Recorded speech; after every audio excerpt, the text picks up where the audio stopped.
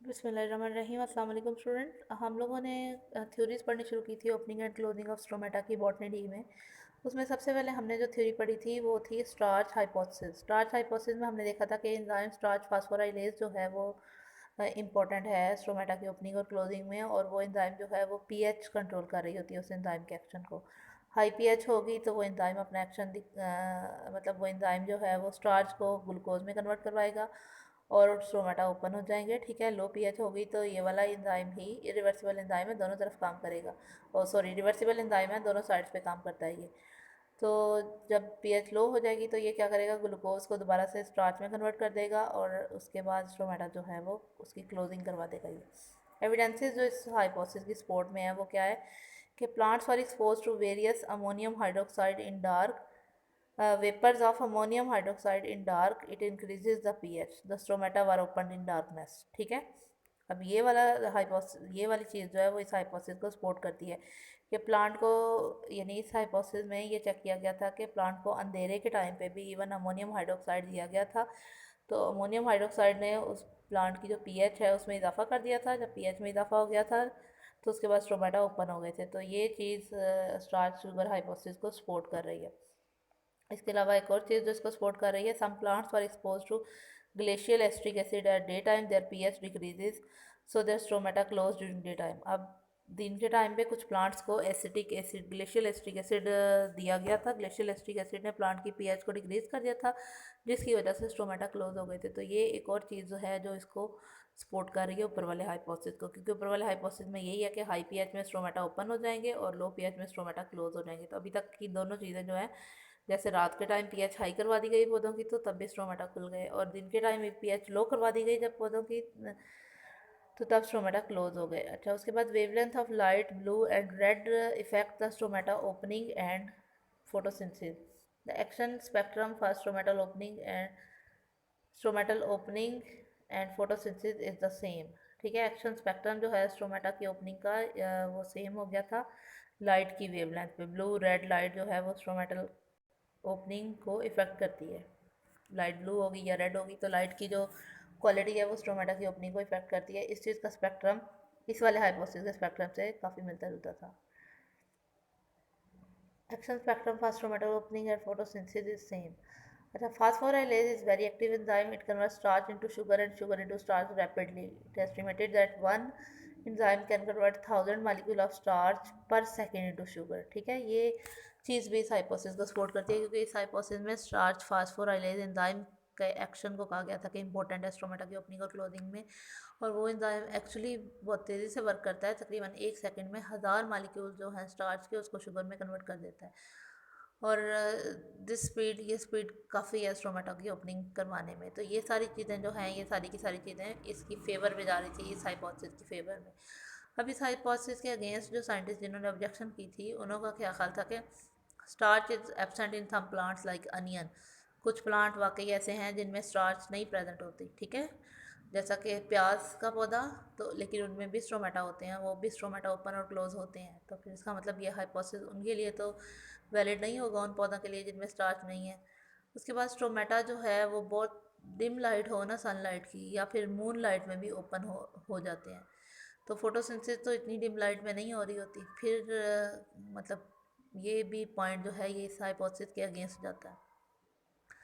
उसके बाद स्टीवर्ट जो है उसने पॉइंट आउट किया था कि इनऑर्गेनिक फॉस्फेट जो है वो ऑस्मोटिकली एक्टिव है। वो यानी हम लोगों ने ये पढ़ा है ना कि इनऑर्गेनिक फॉस्फेट आयन की प्रेजेंस में स्टार्च फास्फोराइलेज जो है वो स्टार्च को ग्लूकोज 1 फॉस्फेट में कन्वर्ट करता है।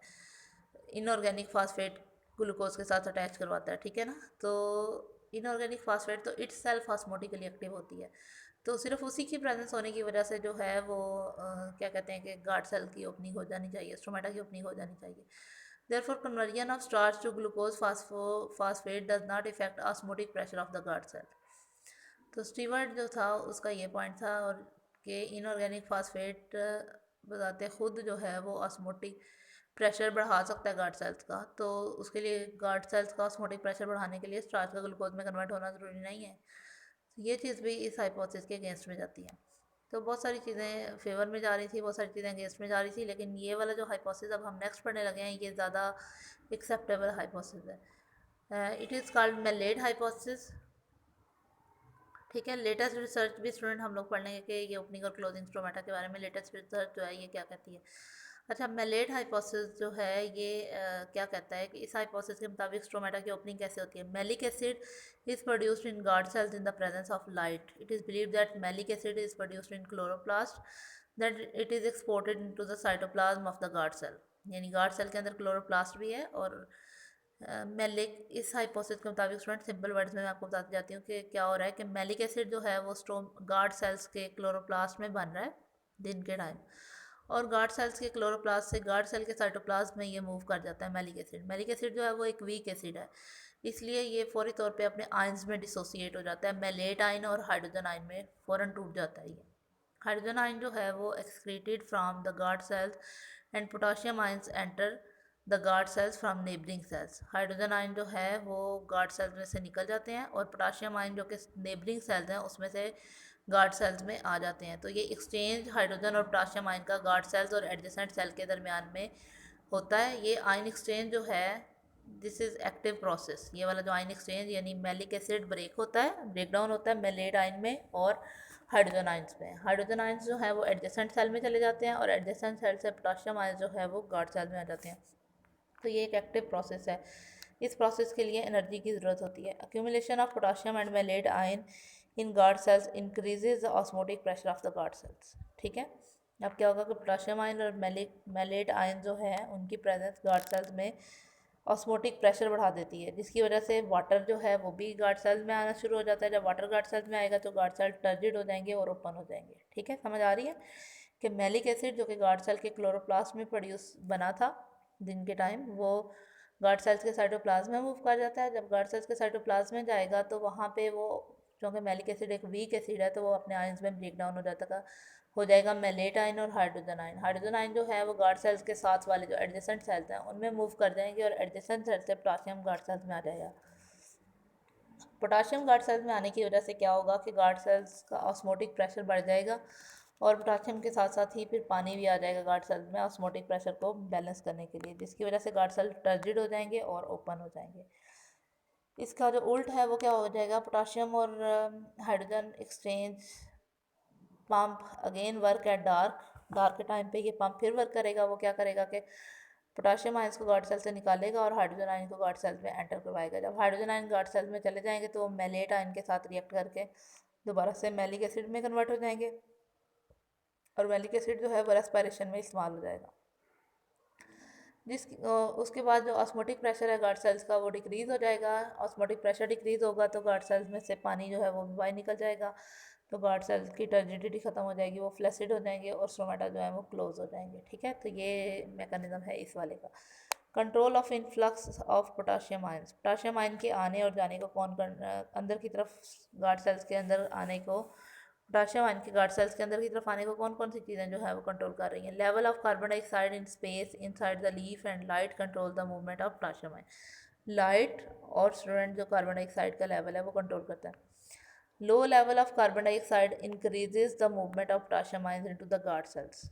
वैसे भी हमें पता है कि जब कार्बन डाइऑक्साइड का लेवल लो होगा तभी स्ट्रोमेटा के ओपन होने की ज़रूरत है, ताकि मज़ीद कार्बन डाइऑक्साइड पौधे के अंदर आ सके। तो कार्बन डाइऑक्साइड अगर कम होगी तो ये चीज़ पोटाशियम आयन के गार्ड सेल्स के अंदर जाने को बढ़ाएगी। ठीक है, और ब्लू लाइट जो है वो क्या करती है, blue light makes the medium of the guard cells acidic, the guard cells pump out proton. अब ब्लू लाइट जो है वो फेवर करती है पोटाशियम के अंदर जाने को, गार्ड सेल्स के अंदर जाने को। ठीक है ना, ब्लू लाइट जो है आपने याद रखना है, ब्लू लाइट गार्ड सेल्स के अंदर पोटाशियम जाने को बढ़ाती है। ठीक है, पोटाशियम आयंस के गार्ड सेल्स के अंदर जाने को बढ़ाती है। उसके बाद रोल ऑफ हार्मोन। हार्मोन जो है, some hormones are involved in the movement of stomata. Mesophyll cells release a hormone at high temperature. This hormone is called abscisic acid. This hormone stops the active transport of potassium ion into the guard cell. It closes the stromata. तो abscisic acid ion जो है, abscisic acid hormone जो है वो stromata की closing करवाता है। Latest research जो है वो देख लेते हैं क्या कहती है।